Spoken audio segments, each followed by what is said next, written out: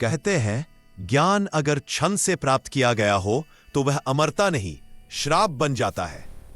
बहुत प्राचीन युग की बात है, जब देवता और असुर केवल युद्ध भूमि में नहीं बल्कि गूढ़ ज्ञान और रहस्यमयी विद्याओं के माध्यम से भी एक दूसरे से टकराते थे।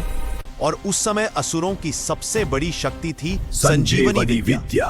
मृत्यु को भी पराजित कर देने वाला वह मंत्र, जिसका एकमात्र ज्ञाता था असुरों का गुरु शुक्राचार्य। जहां असुर युद्ध में गिरते, वही शुक्राचार्य के मंत्र उन्हें फिर जीवन दे देते। और देवताओं को समझ आ गया कि जब तक यह विद्या असुरों के पास है, जीत असंभव है।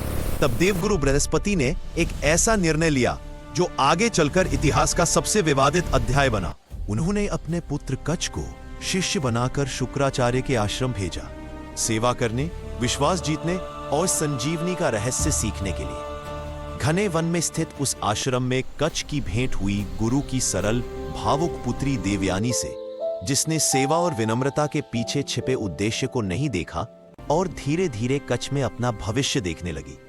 लेकिन जब असुरों को कच्छ की असली पहचान का आभास हुआ तो उन्होंने उसे मार डाला। देवयानी के विलाप पर शुक्राचार्य ने संजीवनी से उसे पुनर्जीवित किया और यही क्रम बार बार दोहराया गया, कभी जलाकर, कभी डुबोकर, कभी भस्म करके। हर बार कच्छ लौटता रहा जब तक कि असुरों ने सबसे भयानक षड्यंत्र नहीं रचा। कच्छ को मारकर उसकी राख बनाकर वही राख शुक्राचार्य को पिला दी।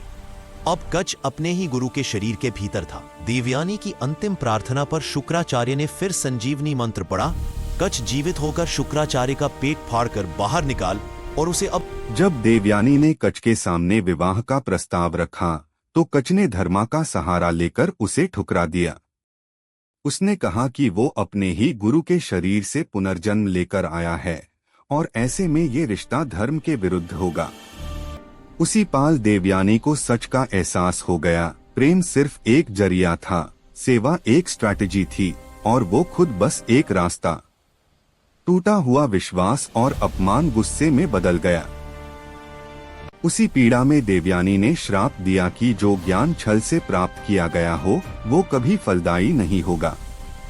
यही श्राप बना वजह की संजीवनी विद्या देवताओं तक पहुंचकर भी उनकी स्थायी शक्ति नहीं बन सकी। आगे चलकर देवयानी का विवाह राजा ययाति से हुआ और इतिहास आगे बढ़ गया। लेकिन संजीवनी खो गई और पीछे रह गया एक शाश्वत सत्य, जो ज्ञान छल से पाया जाता है वो अमृत नहीं श्राप बन जाता है।